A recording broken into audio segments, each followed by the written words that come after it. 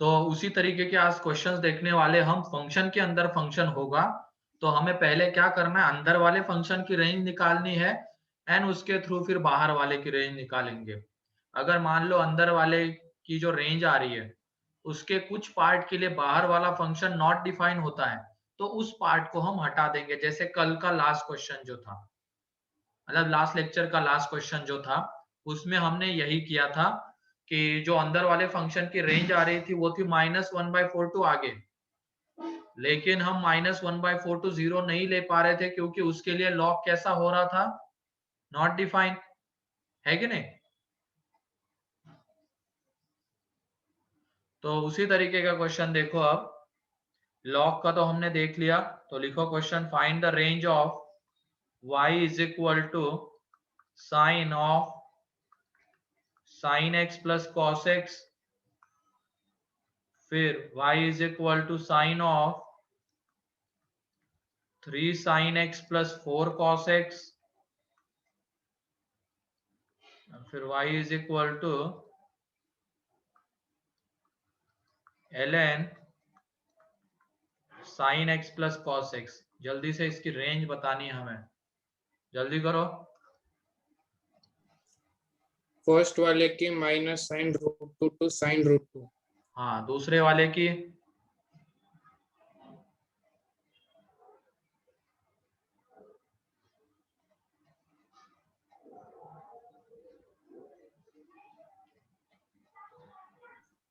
-5 sin 5 to sin 5। गलत है वो। ये माधव आईफोन कौन है? अब बड़े बड़े लोग आ रहे हैं अपने यहाँ पे, नाम चेंज करके आ रहे हैं।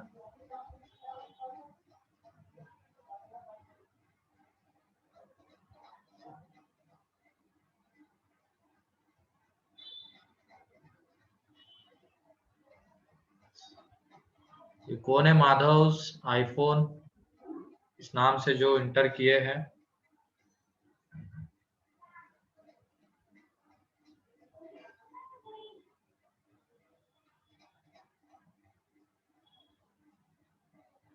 सर ऑडियो कनेक्टेड नहीं है उसका।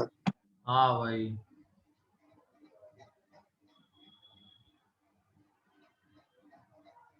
सर थर्ड का 0 टू ln√2।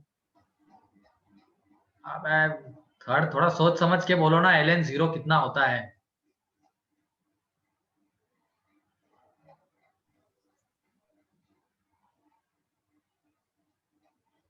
माधव,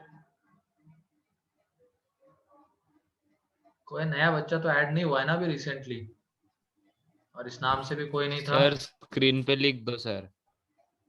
क्या स्क्रीन पे लिख दो? Who is Madhav? Reveal your हाँ सेल्फ। सर। हटाओ, भगा, भग ही गया वो। चलो,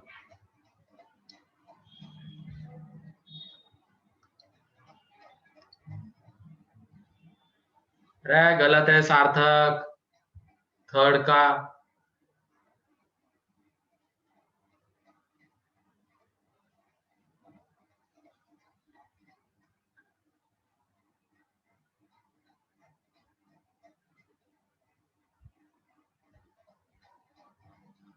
पहले का सभी लोगों का आ गया क्या? फर्स्ट कितने लोगों का आ गया?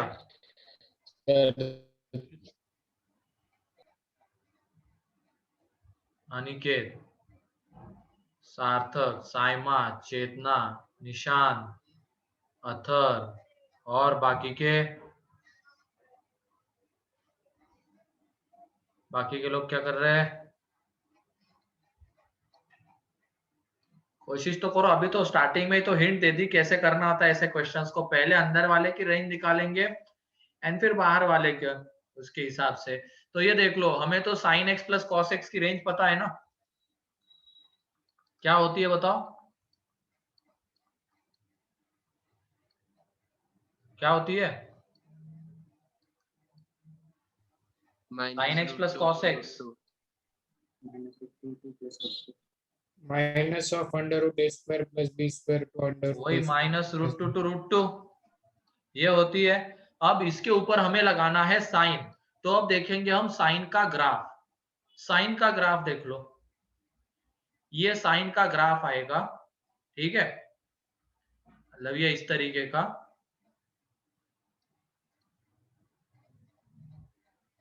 और इसके अंदर हमें ये पता है कि अगर हम साइन के अंदर माइनस पाई बाई टू भेजते हैं, minus pi by two approximate value कितनी होगी इसकी? पाई बाई टू मीन्स होता है 1.51 और रूट टू की अप्रोक्सीमेट वैल्यू कितनी आती है? 1.414। मतलब वो पाई बाई टू से बड़ा होगा या छोटा होगा बताओ? छोटा होगा। तो ये देख लो रूट टू यहाँ पे आएगा एंड माइनस रूट टू यहाँ पे आएगा। इसका मतलब जो हम बाहर वाले साइन की हेल्प से अब निकालने वाले, इस साइन के अंदर ये देखो इसकी रेंज तो आ गई। अब इस साइन के अंदर कौन सी वैल्यू जा रही है? Minus root two to root two के बीच की वैल्यू जा रही है। तो उसके हिसाब से हम इसकी रेंज निकालेंगे अब।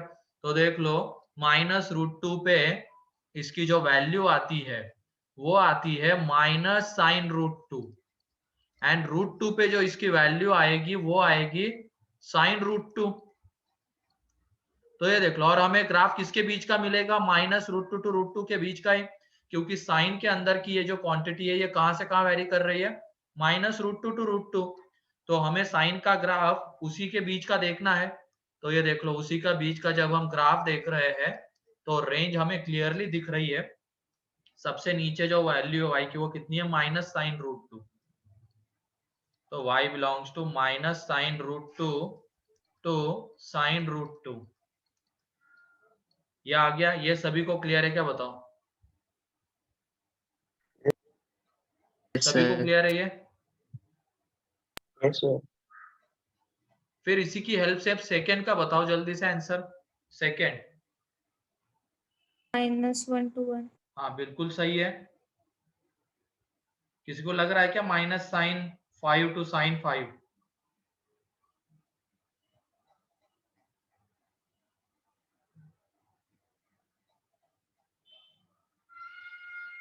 है क्या कोई ऐसा? No sir. ठीक है, इसमें देख लेना वही सेम तरीका इसमें जो किया है हमने। पहले तो हम निकालेंगे किसकी रेंज? अंदर वाले फंक्शन की। तो ये 3 sin x plus 4 cos x किसके बीच में वैरी करता है? तो ये वैरी करेगा -5 to 5। -5 to ठीक है, 5। अब वो जो बाहर वाला साइन था उसके अंदर कौन सी वैल्यू जा रही है? -5 to 5 के बीच की वैल्यू जा रही है। तो ये देख लो उसके लिए अब हमें ग्राफ देखना है साइन का, किसके बीच में? -5 to 5 के बीच में देखना है। तो -5 मीन्स यहाँ पे आएगा एंड 5 मीन्स यहाँ पे आएगा, मतलब पाई से तो बड़ा होगा, माइनस पाई से छोटा होगा। तो उसके बीच का ग्राफ देख लो, ये पूरा ग्राफ हमें मिलने वाला है। तो अब तुम ही बताओ इस ग्राफ में सबसे मिनिमम वैल्यू वो कौन सी अटेंड कर रहा है? ये शेडेड रीजन में -1। -1 अटेंड कर रहा है। भले ही इसके लिए वैल्यू कितनी आ रही है? माइनस साइन 5 आ रही है, लेकिन मैक्सिमम वैल्यू तो कितनी है? 1 है ना, शेडेड रीजन में इस पॉइंट के करस्पॉन्डिंग। एंड यहाँ पे आ रही है वैल्यू प्लस साइन 5, लेकिन मिनिमम वैल्यू तो इस पॉइंट के लिए अटेंड ही कर चुका है वो पहले, -1। तो शेडेड रीजन के हिसाब से सबसे नीचे जो पॉइंट है उसका y कोऑर्डिनेट है -1 एंड सबसे ऊपर जो है उसका y कोऑर्डिनेट है 1। तो इसकी वजह से यहाँ पे इसकी रेंज आ जाएगी -1 to 1। लेकिन इसमें ऐसा नहीं हो रहा था, जो सबसे नीचे पॉइंट था उसका y कोऑर्डिनेट -sin√2 था एंड जो सबसे ऊपर था उसका sin√2। शेडेड रीजन की बात करनी हमें, तो उसके अकॉर्डिंगली उसकी रेंज ये आ रही थी। लेकिन यहाँ पे इसकी रेंज आएगी -1 to 1। ठीक है, कोई डाउट किसी को? No sir. सभी को क्लियर है ये?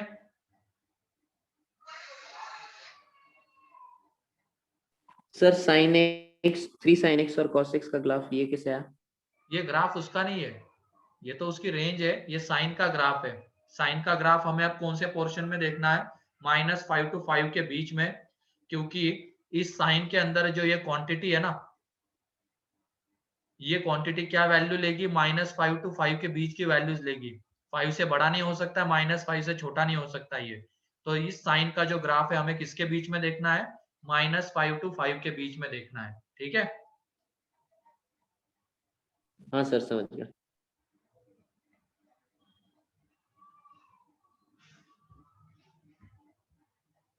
कोई डाउट किसी को?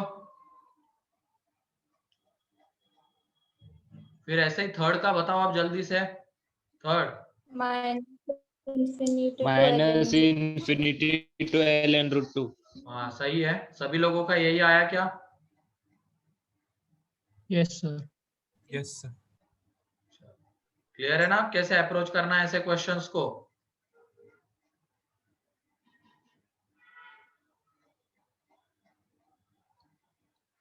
तो ये देख लो, पहले हम क्या करेंगे, sin x plus cos x की रेंज निकाल लेंगे। वो आती है -√2 to √2।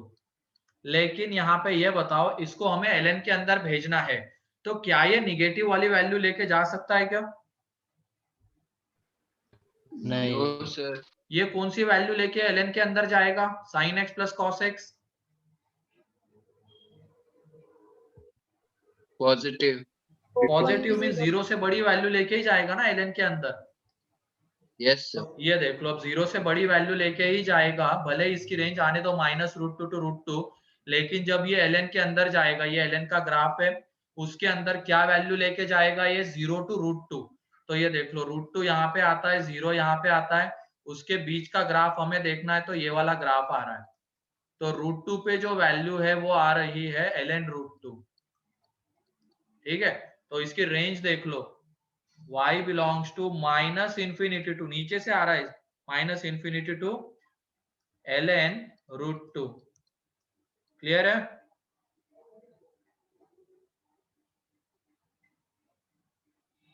डाउट किसी को? No,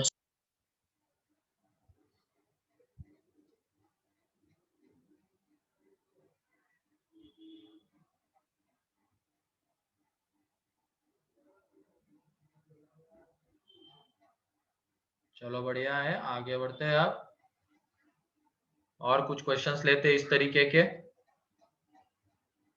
हर बार ग्राफ बनाना, ये करना, मतलब वो जरूरी नहीं है, और भी तरीके से इसको हम डील कर सकते हैं। वो 3 तो तरीके हैं उधर, लेकिन अगर दो अलग अलग नेचर के फंक्शन का सम, दो अलग अलग नेचर के फंक्शन का प्रोडक्ट, डिफरेंस, डिवीजन ये आ रहा है, तो ऐसे केस में तो फिर कौन सी मेथड यूज करेंगे बताओ? डिफरेंशिएशन वाली मेथड यूज करेंगे। उसका ना तो हम ग्राफ ड्रॉ कर सकते हैं, उसका ना तो हम y को x के टर्म, x को y के टर्म्स में रिप्रेजेंट कर सकते हैं, ना तो उसको हम ऐसे डील कर सकते हैं। यहाँ पे तो क्या हो रहा है, फंक्शन के अंदर फंक्शन है, तो इसकी वजह से हम इसको ऐसे डील कर पा रहे हैं। अगर इसको करने का तरीका देखा जाता तो डिफरेंशिएशन से करते हम, लेकिन वो लेंदी चला जाता डिफरेंशिएशन से ऐसे क्वेश्चंस, तो ये बेस्ट है उसके लिए।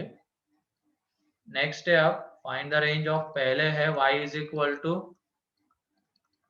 3 sin x plus 4 cos x plus 4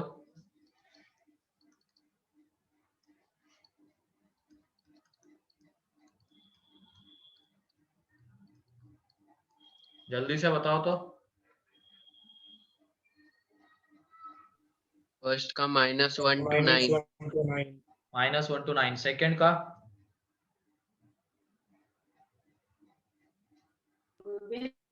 Zero to 9. 0 to 3, 0 to 3. दिख गया? अब अंडर रूट के अंदर निगेटिव वैल्यू लेके जा सकता है क्या? नहीं, तो वो वैल्यू कौन सी लेके जाएगा अंडर रूट के अंदर? पॉजिटिव। तो ये देख लो, पहले तो इसकी रेंज देख लो, हम किसकी निकालेंगे, साइन 3 sin x। ये मेरे ख्याल से सभी को पता होगा कि a sin x plus b cos x की जो रेंज है वो लाई करती है -√a² plus b² to √a² plus b²। वही से ये लिख रहे हैं हम डायरेक्ट। अब इसमें हम ऐड कर देंगे 4।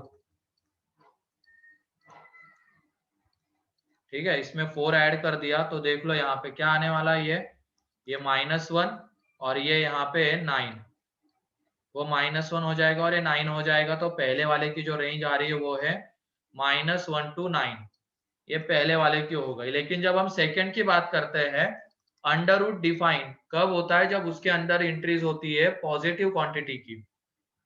तो ये -1 to 0 लेके तो इसके अंदर जा ही नहीं सकता है, तो अब हमें इसकी वैल्यू रेस्ट्रिक्ट करनी पड़ेगी। ये क्या वैल्यू लेके अंदर जाएगा? 0 to 9।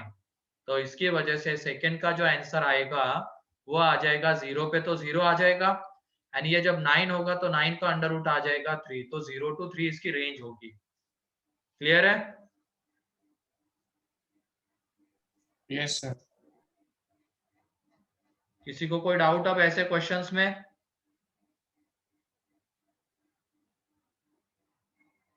बन जाएंगे ऐसे क्वेश्चन अब?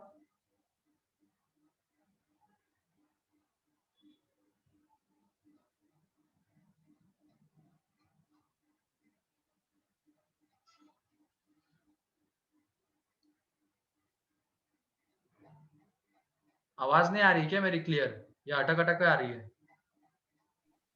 क्लियर आ रही है सर। क्लियर आ रही है क्या? Sir. फिर आज ऐसे मरे मरे क्यों बैठे हुए हो?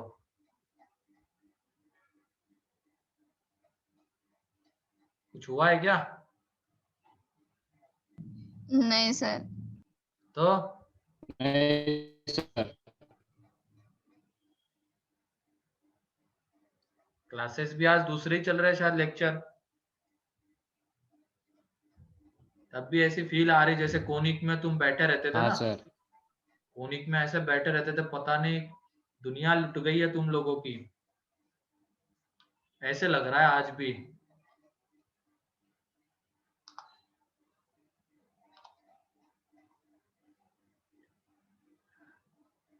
क्या हो गया सार्थक? कुछ नहीं सर। कुछ नहीं हुआ है क्या? नहीं। अच्छा चलो बढ़िया है। सर वो जरा ऑफलाइन स्टार्ट नहीं हो रहे इसलिए। ओ अच्छा, उसका दुख है। KVPY में सिलेक्शन नहीं हुआ। ओहो, उसका रोना आ रहा है तेरे को। और निकालो, और किसी को किसका रोना आ रहा है बताओ।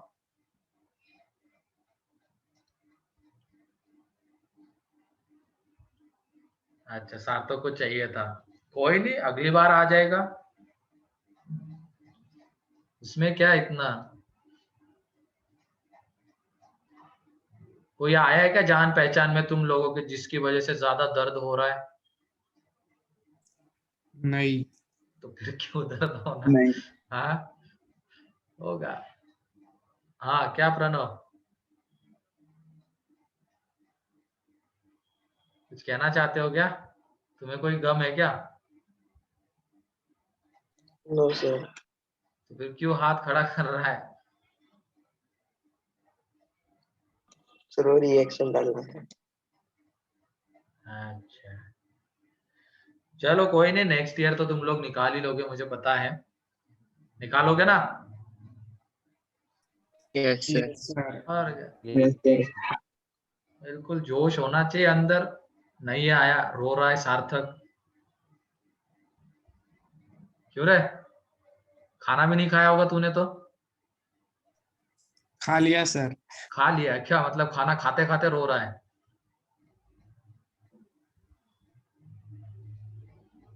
खाना भी खा रहा है, सब काम कर रहा है, मतलब अंदर से तेरे को मतलब ये नहीं हुआ है, दुख नहीं हुआ है, ऊपर ऊपर से तू दिखा रहा है बस।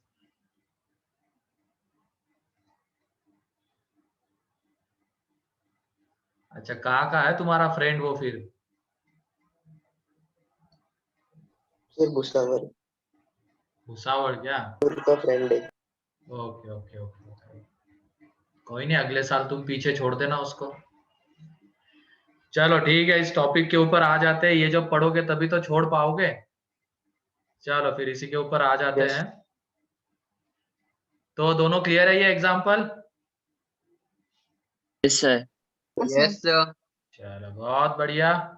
नेक्स्ट एग्जाम्पल है y is equal to 1/√4 minus x square. इसकी हमें रेंज चाहिए, y इज इक्वल टू, चलो पहले इसी के निकाल लो, जल्दी करो।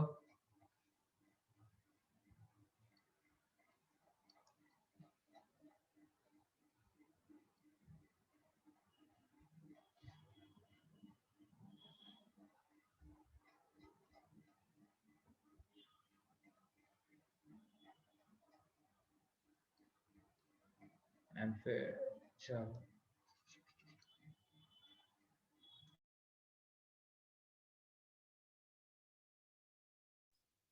1/2 to infinity. 1/2 to infinity सही है।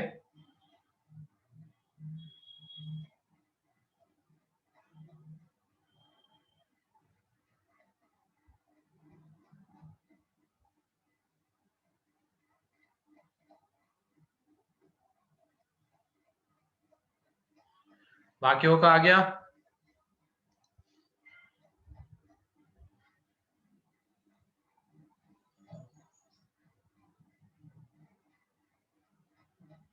पहले ये देख लो इसकी रेंज, स्टेप वाइज कैसे बढ़ना है इसमें। पहले इसकी रेंज निकालो तुम, y is equal to 4 minus x square, कितनी आएगी इसकी रेंज? 4 माइनस एक्स स्क्वायर की। इसका ग्राफ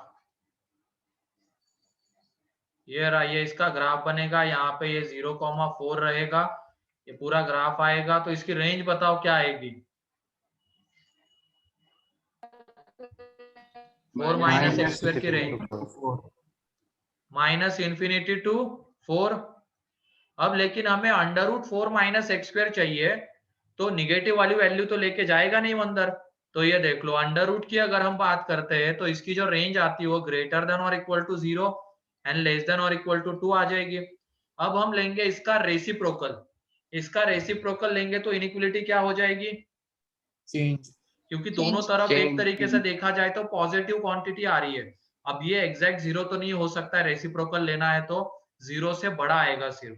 तो ये देख लो, रेसिप्रोकल जब ले लेंगे तो 4 minus 1 upon under root 4 minus x square greater than और equal to 1/2 and less than infinity, equality हट जाएगी। ठीक, क्योंकि 1/0 एक नॉट डिफाइन, इंफिनिटी आता है तो उसको इंक्लूड नहीं कर सकते, तो ये आ जाएगा। तो इसकी जो रेंज है यहाँ पे ये है क्लोज 1/2 टू इंफिनिटी।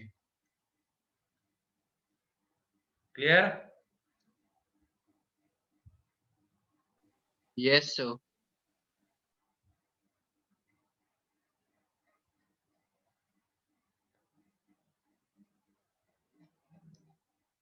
क्लियर है चेतना? हाँ sir. Athar, Yes, sir. Bhargav, Yes, sir. Manish,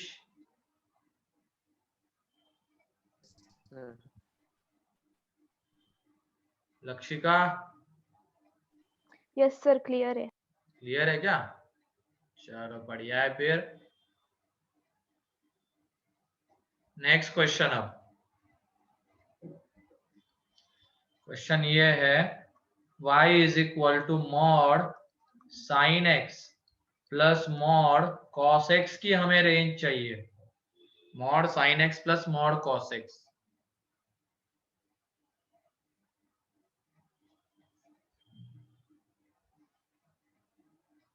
इसको करने का एक तरीका तो क्या है, इसको डिफाइन करके लिखना, ठीक है। लेकिन हम यहाँ पे इसको डिफाइन नहीं करेंगे, हम करेंगे इसको दूसरे तरीके से, ठीक है। अच्छे बच्चे हैं हम, तो इसकी वजह से हम थोड़ा सा लॉजिकली सोचेंगे। मॉड वैल्यू कैसी देता है? हमेशा पॉजिटिव वैल्यू देता है। डिफाइन करना मतलब वो एक गधों वाला काम हो जाएगा। तो ये बताओ, इस पॉइंट पे y की वैल्यू क्या आएगी? इस पॉइंट पे 1. 1। यहाँ पे साइन 0 cos 1 होता है, 1 आएगी। इस पॉइंट पे 1. 1। और π/4 पे कितनी आएगी? √2. √2 आ जाएगी, है कि नहीं? π/4 पे इसकी वैल्यू √2 आ जाएगी, ठीक है। अब ये बताओ, यहाँ पे इसकी वैल्यू कितनी आएगी? 3π/4 पे √2। मतलब एक तरीके से ये देख लो तुम, इसकी मैक्सिमम वैल्यू कितनी जा सकती है? ये √a² प्लस b² उतनी जा सकती है। और मिनिमम वैल्यू कहाँ पे आएगी? आनी होगी तो इन पॉइंट्स पे आ जाएगी मिनिमम वैल्यू या मैक्सिमम वैल्यू, जो भी आने वाली होगी। और एग्जांपल देखने वाले हम, तो यहाँ पे इसका देखेंगे तो ये √2 आता है, यहाँ पे 1 आता है, इस तरीके से चलता जाएगा। तो इसको देखते हुए बताओ इसकी रेंज क्या है। 1 to यहाँ पे भी 1 आएगा क्योंकि मॉड की वजह से, 1 ध्यान रखना ये मॉड है, उसकी वजह से 1 ही आ रहा है सारे पॉइंट पे। तो जो रेंज आ रही है 1 to √2, क्योंकि हर एक क्वाड्रेंट में हमने देखा वैल्यू 1 to √2 ही जा रही है, उसके आगे नहीं बढ़ रही है, √2 के आगे नहीं बढ़ रही है और 1 के नीचे नहीं जा रही है, इतनी आ रही है। तो इसकी वजह से इसकी जो रेंज आती है ये आती है 1 to √2। तो ऐसे क्वेश्चन में ध्यान रखना इसकी मैक्सिमम वैल्यू कितनी जाएगी, तो जाएगी इसकी मैक्सिमम वैल्यू √a² + b²। तो वैसे इसका बताओ तो जरा, y = 3 mod sin x + 4 mod cos x, इसकी रेंज बताओ।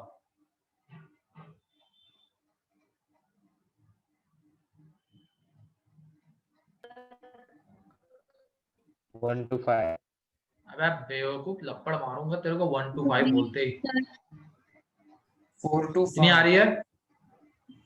3 to 5. 3 to 3 to 5, 5. 1 to 5। कुछ किया है क्या तूने आज? क्यों नयन? ओ नयन, सर क्या किया है आज? कुछ नहीं सर. तो कुछ तो करना फिर। कुछ नहीं किया है। यहाँ पे बताओ वैल्यू कितनी आएगी उसकी। 4. इस पॉइंट पे 4. 4 और यहाँ पे 4 3. 3 3 और बीच में कहीं ना कहीं ऐसा एक पॉइंट आ रहा होगा जिसके लिए उसकी वैल्यू कितनी आ रही होगी? 5. 5 आ रही होगी। 5. सेम होगा ऐसे क्वाड्रेंट में, इसमें और इसमें होगा, चारों क्वाड्रेंट में सेम इसी तरीके से होगा। तो इसको देखते हुए बताओ मिनिमम वैल्यू कितनी है? 3. 3 और मैक्सिमम 5. 5। तो 3 to 5 इसकी रेंज। ठीक है, क्लियर है सभी को ये? अगर तरीके से जाना है तो फिर हमें इसका क्या करना पड़ेगा, डिफाइन कर करके। फर्स्ट क्वाड्रेंट मतलब x 0 to π/2 ये पॉजिटिव के साथ ओपन होंगे तो रेंज कितनी आएगी, तो ये आएगी 3 to 5। सेकेंड क्वाड्रेंट इस तरीके से जाना पड़ेगा, बाद में सबका यूनियन। तो कौन इतने झंझट करे, तो सिंपली ऐसे मिल रहा है हमें। ठीक है,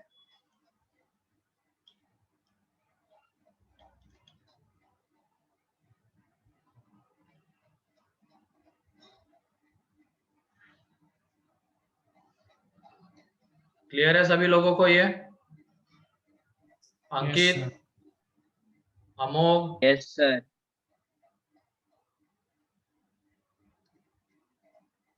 अमोघ,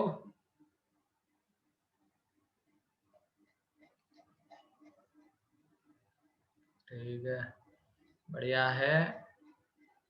विधि, Yes, sir. शिवम, Clear है sir. हाँ ये साई का नाम नहीं लूंगा, ये भग जाता है तुरंत ही नाम लेते ही, है कि नहीं साई? नहीं सर, कल तो भाग गया था तू लास्ट लेक्चर में। सर वो कभी कभी नेट प्रॉब्लम आती है, हर बार नहीं जाता नाम मतलब। लेते ही नेटवर्क प्रॉब्लम आती है ना।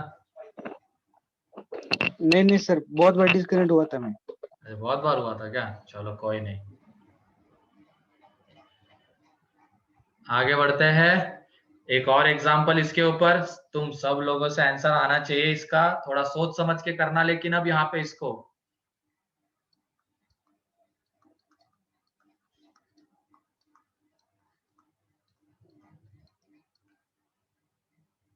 हाँ करो। -4 to 5. नहीं,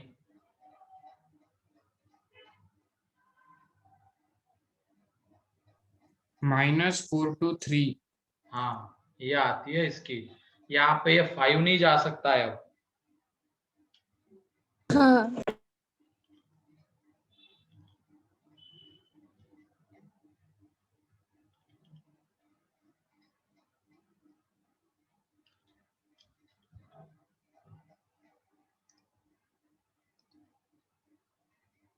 ठीक है, इसमें एक चीज ये ध्यान रखो तुम, बीच में प्लस आ रहा है ना, तभी इसकी मैक्सिमम वैल्यू कितनी आएगी, √a² प्लस b² आएगी। अदरवाइज बीच में अगर माइनस आ रहा है तो फिर देख लो, यहाँ पे इसकी वैल्यू आ जाती है -4, यहाँ पे इसकी वैल्यू आ जाएगी 3।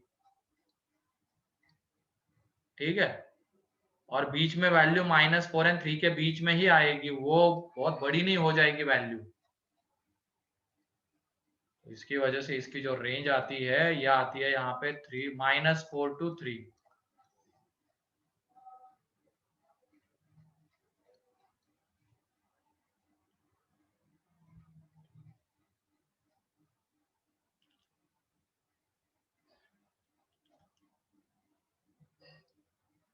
हो गया?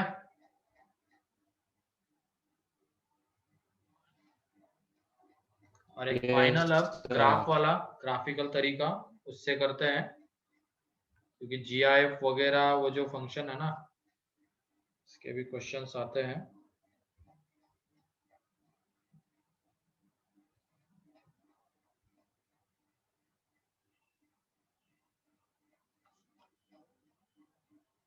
तो find the range of y is equal to x की power greatest integer x when x belongs to close 1 to close 3। जल्दी से बताओ, ये GIF है, यहाँ पे ऐसे क्वेश्चन को ग्राफ से ही जाना है, अप्रोच करना है।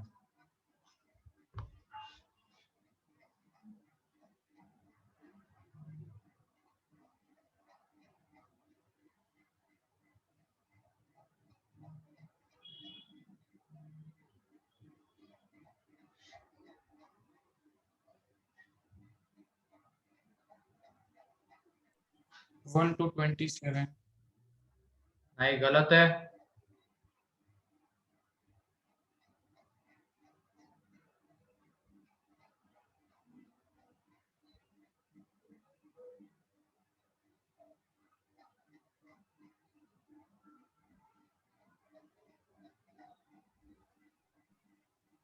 Zero to 27.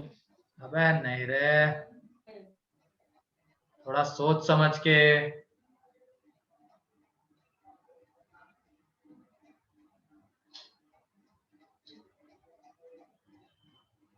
1 to 27 union 0.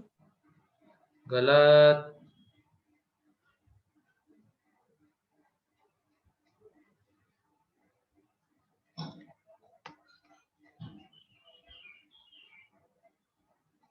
कौन बताएगा सही?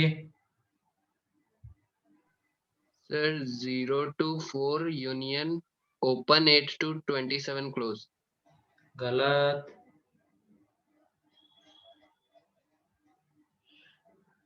और बताओ कौन आ रहा है बताने के लिए? सर मुझे लगता है सिर्फ इंटीजर वैल्यूज आएगी स्पेसिफिक। ना बेटा। Sir, 1 to 64. नहीं रे, गलत है। कहाँ 64 पहुंच रहा है तू? ध्यान से करो, थोड़ा दिमाग लगाओ, है कि नहीं अनिकेत? अनिकेत का देखो आ गया सही। क्या है अनिकेत? 1 to 16. गलत है तेरा बेटा, तेरा तो बहुत गलत है।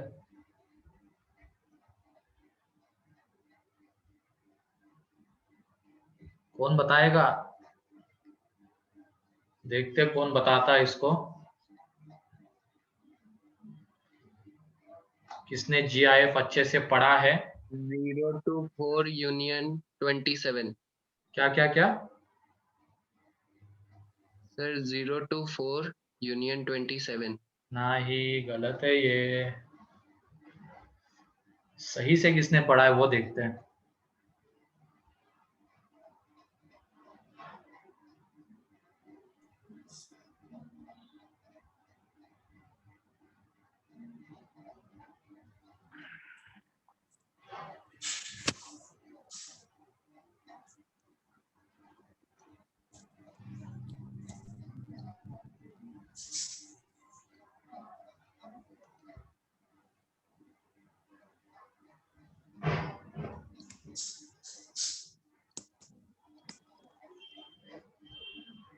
कौन बताएगा?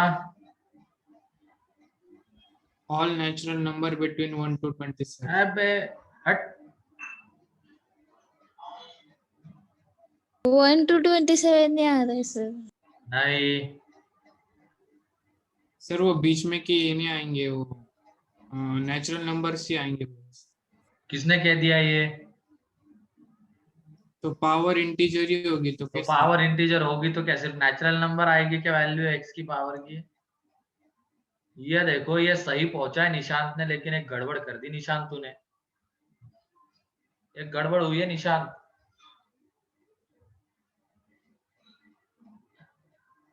9 पे ओपन रहेगा क्या सर? वो तो रहेगा, उसमें और एक गड़बड़ है, एक ही बस, थोड़ा ध्यान से देखो।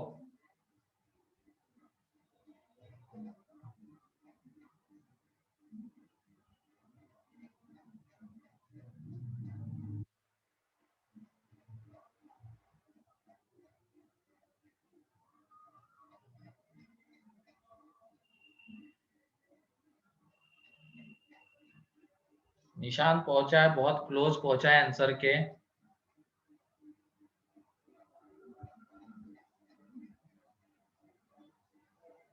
अब मेरे ख्याल से उसका आंसर सभी को दिख रहा है। सर यूनियन 27 भी होगा क्या?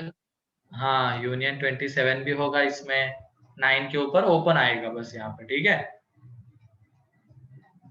तो देख लो वो आता कैसे है। अब इसका ग्राफ हमें बनाना है, तो पहले तो हमें कैसे केसेस बनाने पड़ेंगे, जिसके लिए इसके अंदर की क्वांटिटी 1 to 2 के बीच में लाई करती है। तो पहली ये केस, क्लोज 1 to ओपन 2, उस केस में जो ग्राफ बनेगा वो किसका बनेगा? y is equal to x का।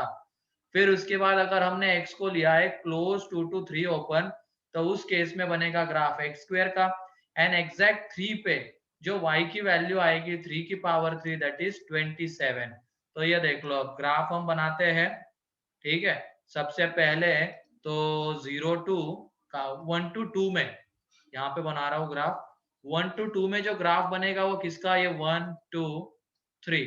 तो ये देख लो 1 to 2 ओपन, उसमें ग्राफ बनेगा y is equal to x वाली लाइन, ठीक है।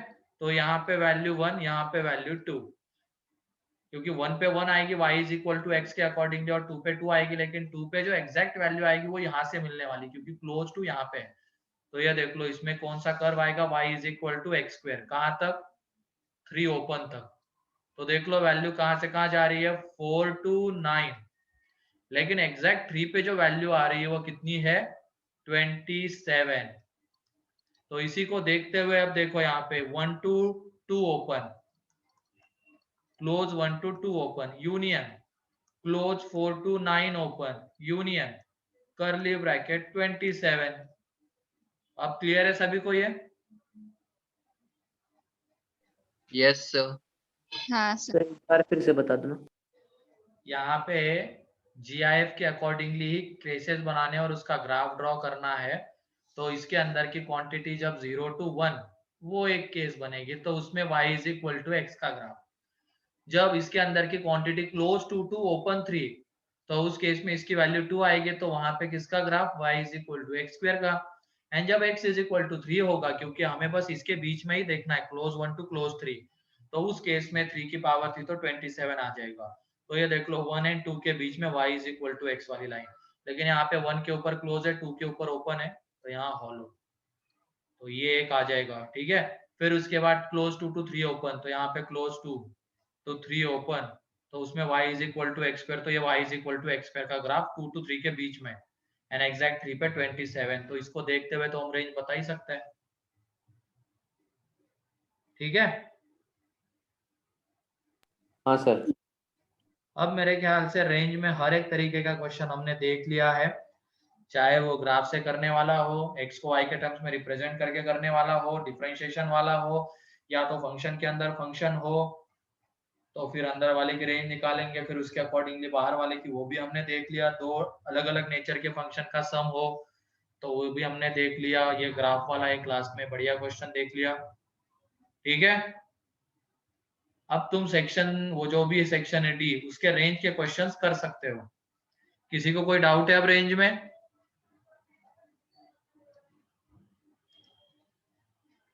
कोई भी डाउट है तो पूछ लो रेंज में।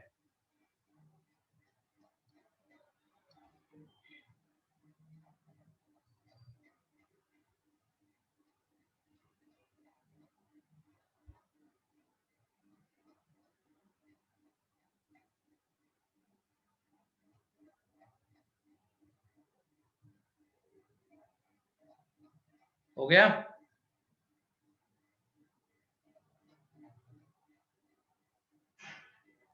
सर ठीक है, तो अब आगे आ जाते हैं क्लासिफिकेशन ऑफ फंक्शन के ऊपर। हाँ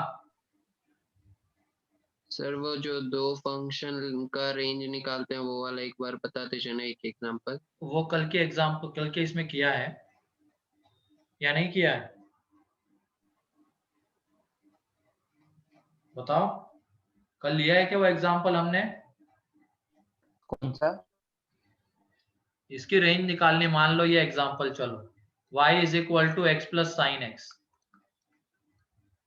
इसकी रेंज निकालनी है। नहीं किया सर। चलो इसको आज लिख लो, फिर उसने बोला तो कर लेते हैं। ये देखो, ये कैसे नेचर का फंक्शन है, ये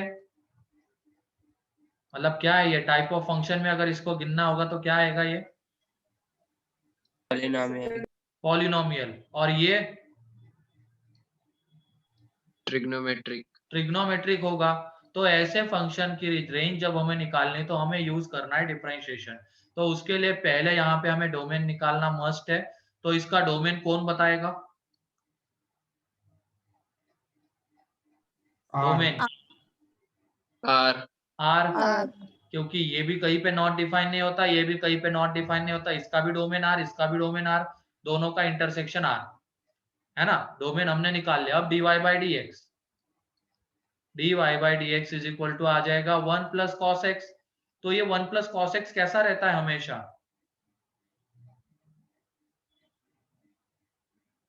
positive. Positive. For x belongs to R positive ही रहेगा ना, क्योंकि कॉस की रेंज देख लो कहां से कहां वेरी करती है, -1 to 1।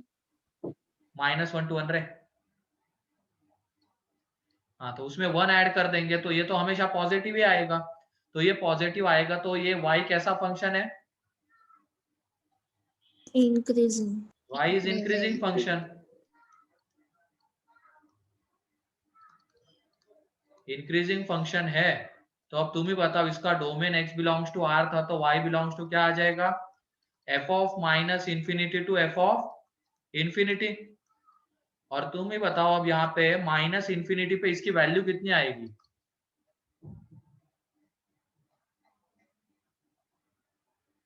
Minus infinity. Minus infinity. And infinity पे इन्फिनिटी। इंफिनिटी। हो गया, आ गई इसकी रेंज। ठीक है, तो r इसकी रेंज है। ए सार्थक, कहाँ 2n+1 पाई में पहुंच गया तू?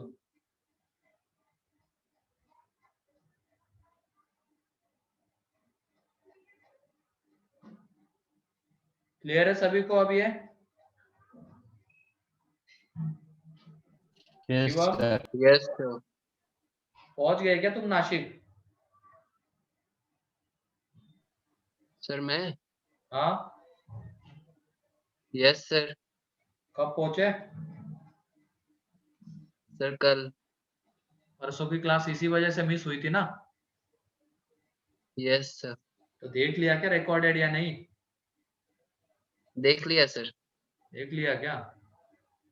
तो उसमें तो इस तरीके की Yes, sir. चीज एक बताई तो दी थी मैंने। Sir ln x plus tan inverse x वाला आप मतलब एग्जांपल लिए थे, लेकिन फिर वो डिस्कस नहीं हुआ था ना। वो उसमें tan इनवर्स का वो नहीं पता था ना हमें, अब डिफरेंशिएशन और इसका डोमेन वगैरह, उसके वजह से वो Yes, हटा दिया था।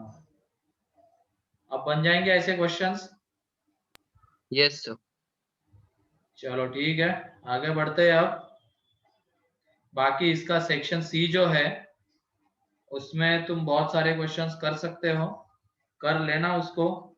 ठीक है, सेक्शन जो डी भी है रेंज वाला। अब आ जाते हैं क्लासिफिकेशन ऑफ फंक्शंस।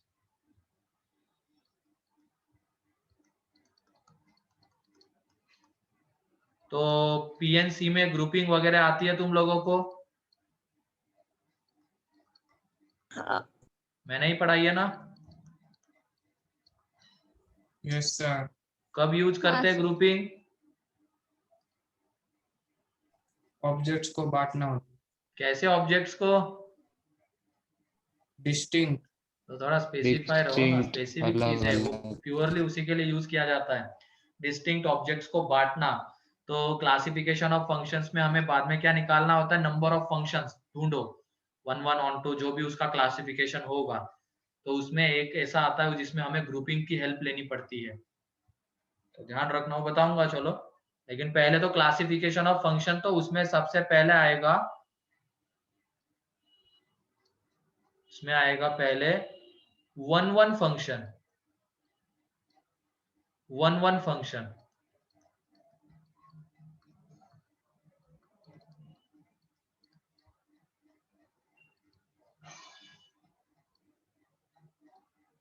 तो लिखो 1 1 फंक्शन की definition. Function f defined from A to B, ऐसे लिखना, function f defined from A to B is said to be 1 1, is said to be 1 1 if every element of A,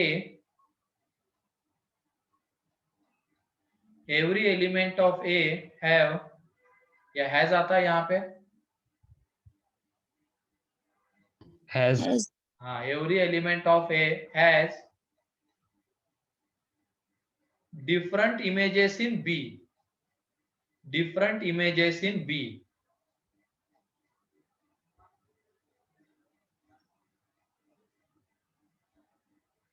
different images in B। या तो उसको दूसरे language में ये लिख सकते हैं हम, और करके लिख लेना डेफिनेशन, प्री इमेज के फॉर्म में लिखते हैं।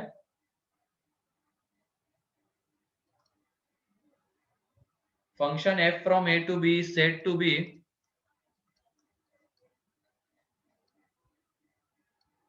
one one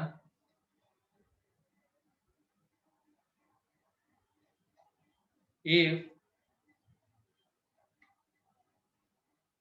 any element of B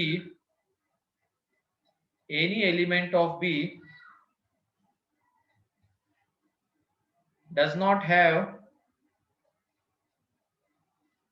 have two or more than two pre-images, pre-images in A।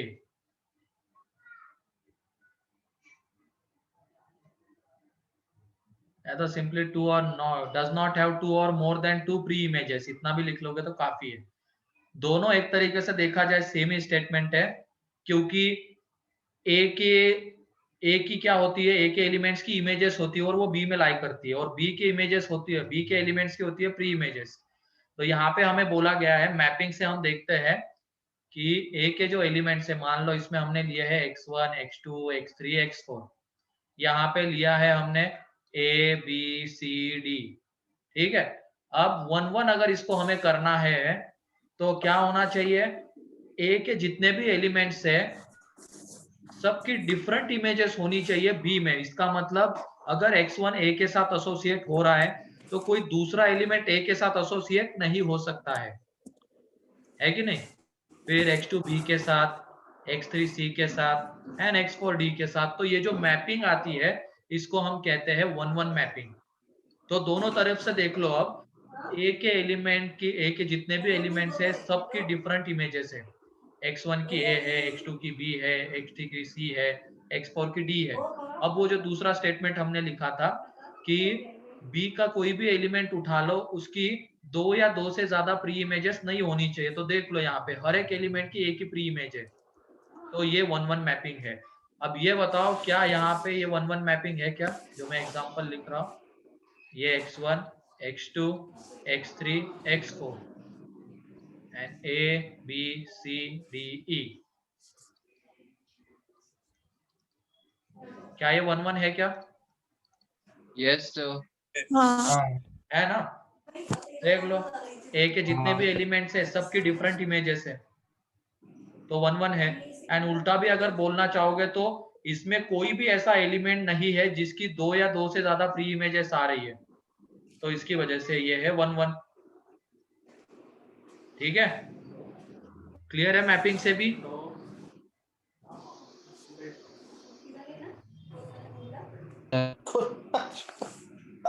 कोई डाउट किसी को? कुछ कहना है क्या आयुष?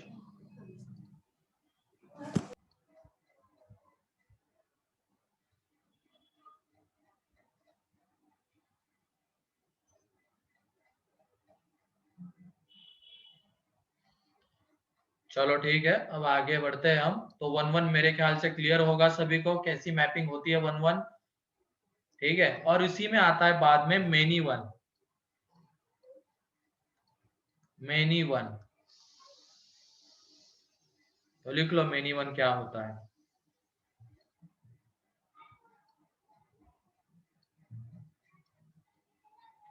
तो function f define from A to B, एक ही लिख रहा हूं मैं, ठीक है, यहाँ पे और वाली तुम अपने आप समझ जाना, प्री इमेजेस वाली डेफिनेशन। तो function f from A to B define from A to B is said to be many one, is said to be many one if two or more than two elements in A, two or more than two elements in A have same image in B, have same image in B. Two or more than two elements in A have same image in B, same image in B, तब जाके उसको हम क्या कहेंगे? Many one. तो इसकी mapping देख लो तुम, ये F है, यहाँ पे x1 x2 x3 x4, फिर उसके बाद यहाँ पे हमने लिया है ये A B C D, तो x1 A के साथ, x2 भी A के साथ, ये B और ये C, क्या ये मेनी वन है क्या? हाँ है ना? Yes, क्योंकि देखो x1 x2 सेम A के साथ ही एसोसिएटेड है, तो इसकी वजह से ये मेनी वन है। तो क्लियर है 1 1 मेनी वन सभी को? सर एक बार डेफिनेशन फिर से बोलिए ना। हाँ चलो लिखो, function f from A to B is said to be many one if two or more than two elements in A, two or more than two elements in A have same image in B, have same image in B, तो ये many one का example हो जाता है। तो ये हो गया उसमें, मान लो अगर हमने ये लिखा है x1 x2 x3, यहाँ पे लिया है A B C, सारे के सारे A के साथ एसोसिएटेड, क्या ये मेनी वन है क्या? हाँ है। हाँ yes sir. दो या दो से ज्यादा एलिमेंट्स की सेम इमेज होनी चाहिए तो मेनी वन, तो दो से ज्यादा तो कितने भी होने दो मेनी वन आएगा, ठीक है, मिनिमम, लेकिन दो तो ऐसे एलिमेंट होने चाहिए जिनकी सेम इमेज, तो मेनी वन। कोई डाउट किसी को? तो 1 1 मेनी वन क्लियर है? वो तो नाम से भी पता चल जा रहा है, 1 1 मतलब इधर का एक इधर के एक ही के साथ एसोसिएट होना चाहिए, और मेनी वन मतलब इधर के मेनी उधर के एक के साथ एसोसिएट होने चाहिए, ठीक है। तो ये बताओ, जो भी फंक्शन हमें लिखना है, जो भी फंक्शन होगा वो आइदर 1 1 हो सकता है या मेनी वन हो सकता है ना? एट अ टाइम दोनों हो सकता है क्या? नहीं। नहीं हो सकता है। Nice sir. तो एक स्टेटमेंट लिख लो तुम यहाँ पे, मतलब जो भी फंक्शन होगा तो वो इन दो पार्ट में क्लासिफाई कर सकते हैं, हम उसको डिस्टिंग्विश कर सकते हैं। आइदर वो 1 1 होगा या तो होगा मेनी वन, इन दोनों में इसको हम डिस्टिंग्विश कर सकते हैं, मतलब ये कर सकते, क्लासिफाई कर सकते हैं। चलो लिखो इसमें फंक्शन इज आइदर, नोट करके, आइदर 1 1, फंक्शन इज आइदर 1 1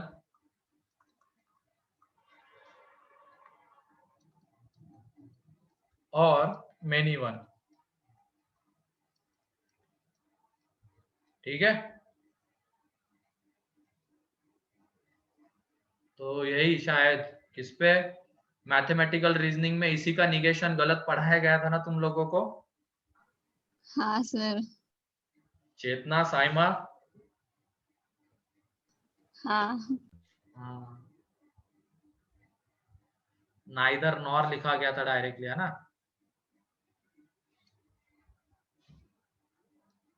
अच्छा, तो फंक्शन इज आइदर 1 1 और मेनी वन। ठीक है, तो अब आ जाते हैं कि कैसे हम आइडेंटिफाई करें कि फंक्शन 1 1 है या मेनी वन है। तो उसके लिए हमारे पास कुछ मेथड्स है, तो लिख लो यहाँ पे मेथड्स टू आइडेंटिफाई 1 1 और many one. Methods to identify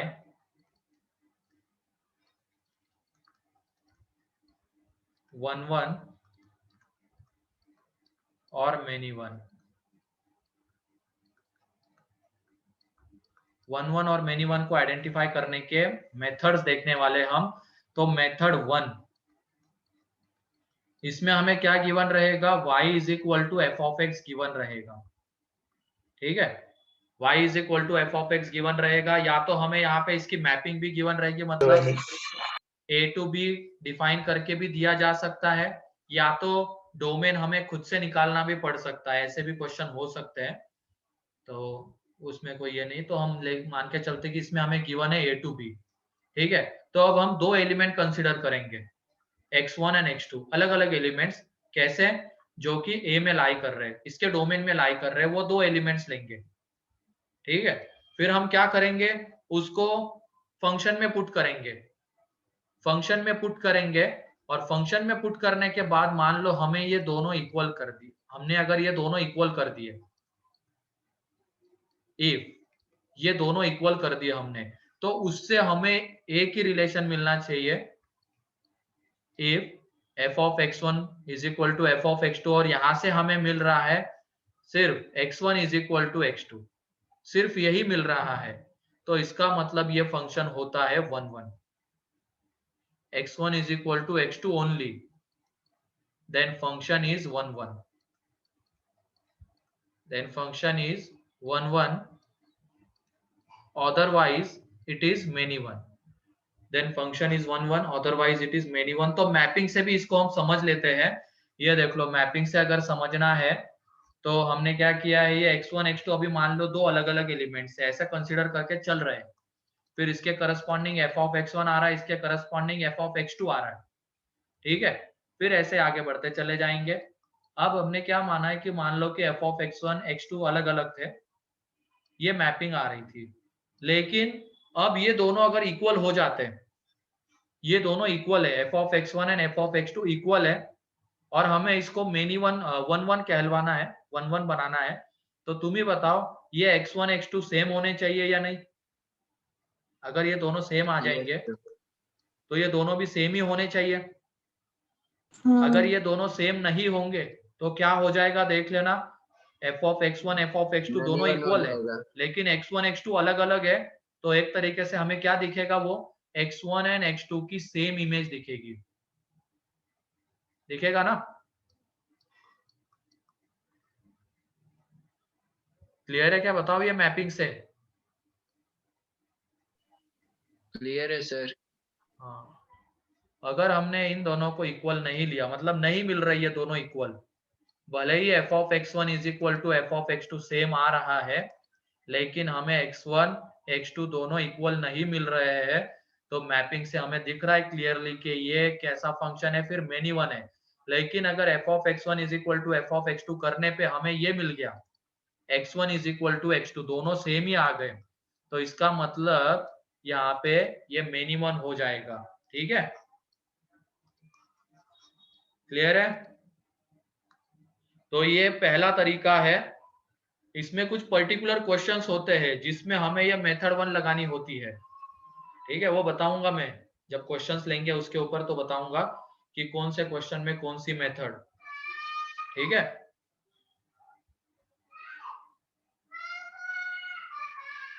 तो ये किसका बच्चा रो रहा है यार?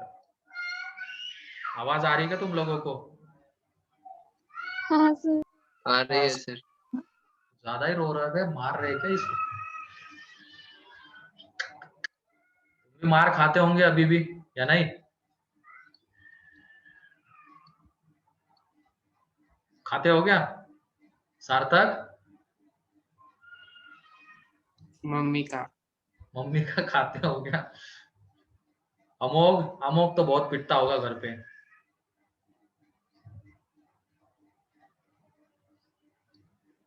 अच्छा, नहीं पिटता क्या? चलो सही है। लास्ट कब पिटा है तू?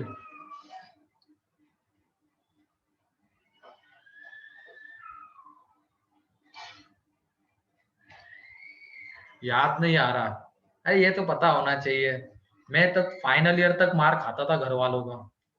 फाइनल ईयर में गया था, ऐसे एक जिद कर रहा था मैं, इतना मारा था मेरे को।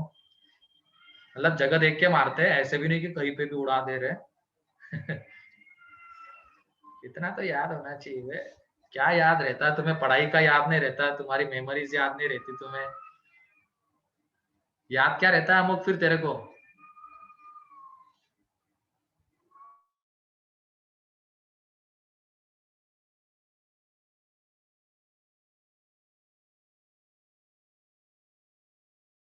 क्या याद रहता है अमोक?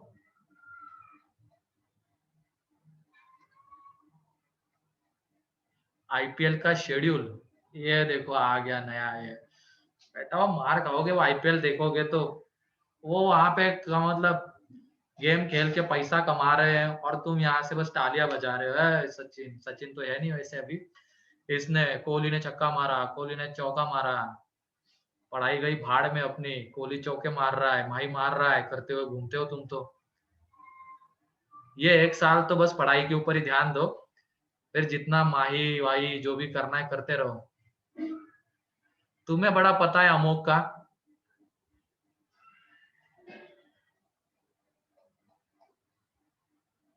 अच्छा, गेस कर रहा है क्या? बहुत गेस करता तू। एग्जाम में मत करना ऐसे गेस। वो अमोक को पता नहीं अपने बारे में और तुम उसके बारे में ज्यादा जानते हो, है कि नहीं अमोक? ये देख, तेरा शुभचिंतक बैठा हुआ है यहाँ पे, प्रणव।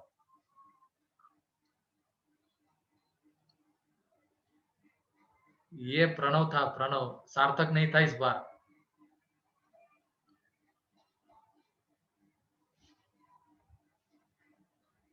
तुम्हें क्या याद रहता है सार्थक? सब। सब याद रहता है क्या? चलो बढ़िया है फिर। आईपीएल का शेड्यूल याद रखेंगे। कौन सी टीम को सेलेक्ट करता है तू? फेवर करता है? हाँ प्रणव, कौन सी टीम को सपोर्ट करता है?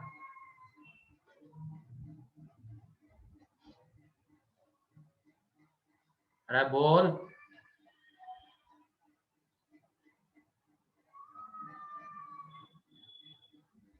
अब थोड़ी बोलेगा। आईपीएल में इंटरेस्टेड नहीं, फिर तुम्हारे दिमाग में ये आइडिया क्यों आई कि आईपीएल का शेड्यूल? बाकी किसी के दिमाग में नहीं, मेरे भी दिमाग में नहीं आया कि ये बोलेगा कोई सामने से क्या याद रखते हो तो आईपीएल का शेड्यूल। इसका मतलब तेरे अंदर है वो।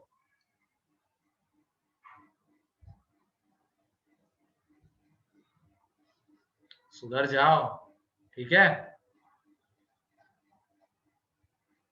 वो तो मैक्सवेल बिक गया 15 करोड़ में, तेरे को क्या मिल रहा है उससे?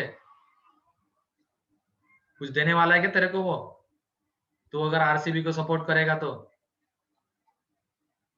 नहीं भाई, प्रणव मेरे को सपोर्ट कर रहा है, वो हर दिन ताली बजाता है, मैं छक्का मारता हूँ। तो वैसे तो कम ही ताली बजाने का मौका मिलेगा तेरे को, तो क्यों खेलेगा ही नहीं।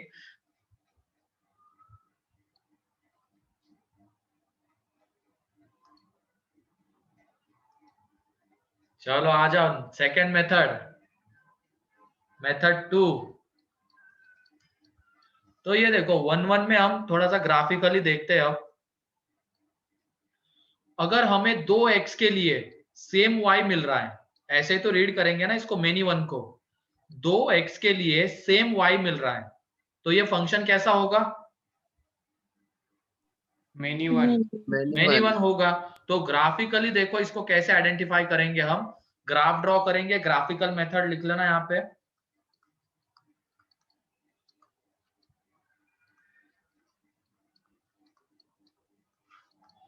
तो ग्राफिकल मेथड है मेथड 2।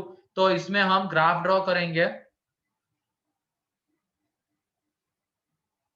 ये मान लो ये ग्राफ आ गया, ये इस तरीके का कुछ ग्राफ आ रहा है ये, और इस ग्राफ में अब हमें 2x के लिए सेम y मिल रहा है। इसका मतलब हम ड्रॉ करेंगे horizontal line, horizontal line draw करेंगे। और हॉरिजॉन्टल लाइन में देख लो ये, अब इसका मतलब इसके ऊपर y तो सेम रहेगा इस पूरे लाइन के ऊपर, और इसके करस्पॉन्डिंग ये x1 आएगा, इसके करस्पॉन्डिंग x2 आएगा। तो x1 एंड x2 के लिए क्या सेम y मिल रहा है क्या यहाँ पे?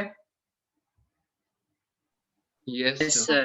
तो ये जिस भी फंक्शन का ग्राफ है वो फंक्शन कैसा होगा? Many one. मेनी वन होगा।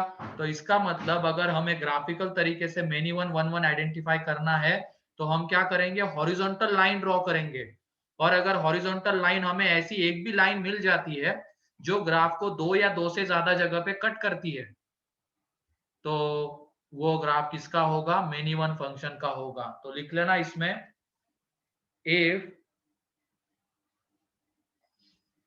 any horizontal line means parallel to x axis, bracket में लिख लेना parallel to x axis, any horizontal line parallel to x axis cuts the graph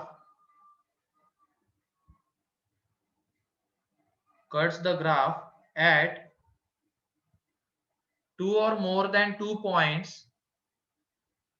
cuts the graph at 2 or more than 2 points, cuts the graph at 2 or more than 2 points, then it is many one, then it is many one function। ठीक है, then it is many one function। अब ये बताओ, मैं ये वाला graph draw कर रहा हूं, ये 1-1 का है या मेनी वन का, ये बताना है। ये ग्राफ है, मान लो ये किसका ग्राफ है? 1-1। 1-1 का, क्योंकि इसमें यहाँ पे हमें ऐसी कोई हॉरिजॉन्टल लाइन मिल रही है क्या जो उसको 2 या 2 से ज्यादा जगह पे कट कर रही है?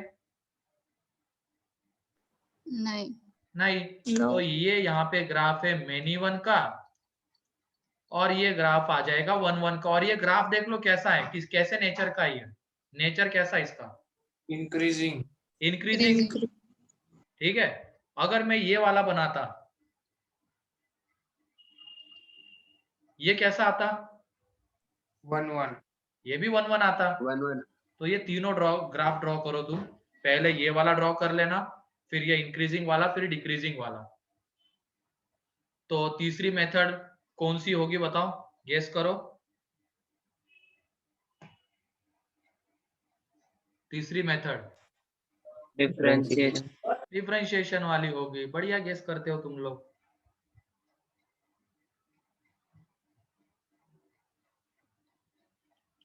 ये ग्राफिकल मेथड है, ये ग्राफ, इसमें देख लो कुछ पार्ट डिक्रीजिंग है, कुछ पार्ट इंक्रीजिंग है। ठीक है, तो इसमें ये मेनी वन होगा, लेकिन इसमें ऐसा नहीं है, या तो बढ़ रहा है इंक्रीज कर रहा है, या तो पूरा का पूरा डिक्रीज कर रहा है। तो ऐसे ग्राफ जो होते हैं ये कौन से कैटेगरी में आते हैं? मेनी वन की। ठीक है,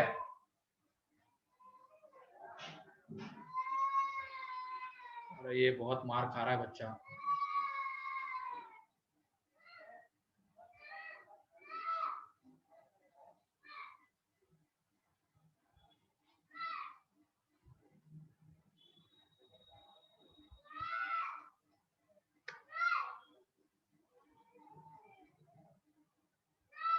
हो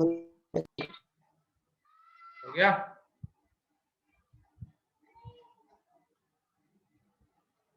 Yes, sir, done. चलो, बाय यूजिंग मोनोटोनिसिटी अब method 3, by using monotonicity,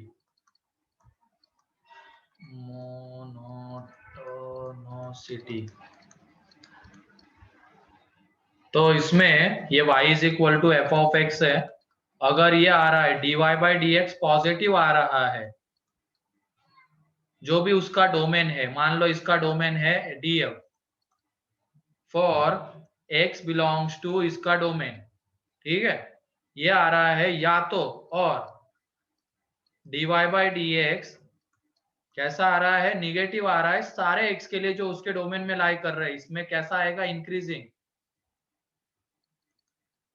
and इसमें कैसा आएगा, डिक्रीजिंग। तो आइदर पूरा का पूरा इंक्रीजिंग आ रहा है या डिक्रीजिंग आ रहा है, then y is equal to F of x कैसा होगा, बताओ?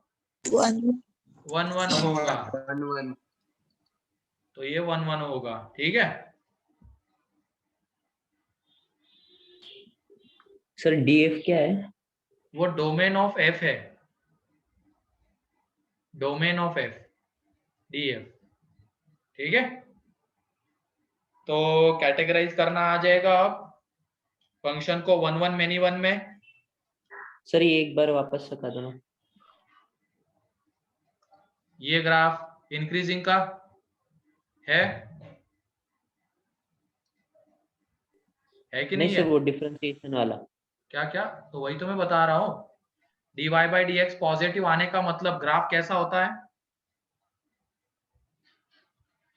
इंक्रीजिंग। वो तो पता है, देखा ग्राफ अभी तो पढ़ा है मैंने रिसेंटली सैटरडे के दिन, इंक्रीजिंग, डिक्रीजिंग, मैक्सिमा, मिनिमा, सब पॉइंट बताए थे उस वक्त। तो यहाँ पे देख लो, ये ग्राफ इंक्रीजिंग है तो 1 1 तो आ रहा है, तो और dy by D x differentiation से अगर इंक्रीजिंग दिखाना होता है तो उसके लिए dy बाई डी एक्स कैसा होना चाहिए, पॉजिटिव, सारे x के लिए जो उसके डोमेन में आ रहे हैं, ठीक है। तो इंक्रीजिंग है, या तो फिर डिक्रीजिंग हो सारे x के लिए, तो ये फंक्शन आ जाता है 1 1, ठीक है। तो ये हाँ, तीन सर। मेथड्स होते हैं कैटेगराइज करने के, मेनी 1 एंड 1 1 में।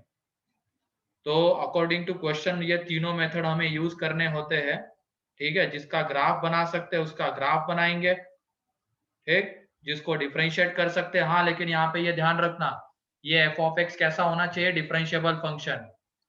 लिख लेना यहाँ पे, डिफरेंशिएट करने के लिए डिफरेंशिएबल होना चाहिए।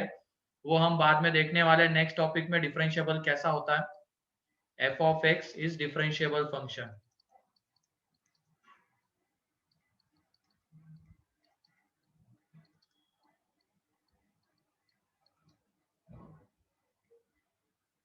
क्लियर है मेथड सभी को?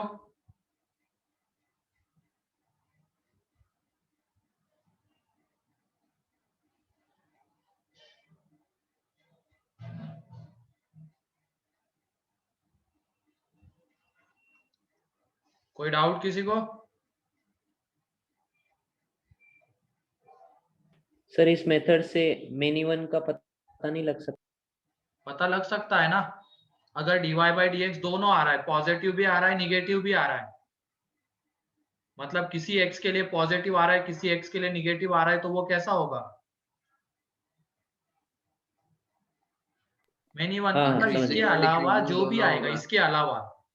इसके अलावा जो भी आएगा वो फिर किस में जाएगा, मेनी वन में जाएगा, क्योंकि फंक्शन आइदर 1 1 हो सकता है या मेनी वन हो सकता है। तो अगर 1 1 में नहीं आता है तो वो जाता है मेनी वन में, बस खत्म, ठीक है।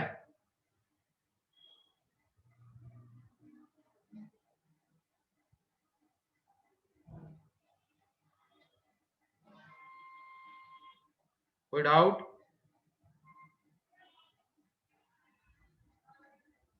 नहीं सर।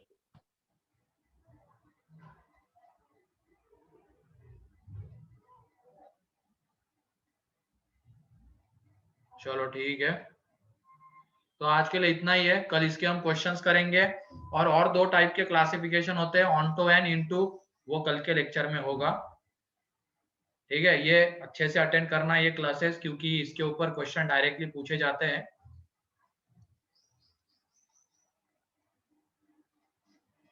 चलो आज के लिए इतना ही है, पढ़ाई करो अच्छे से।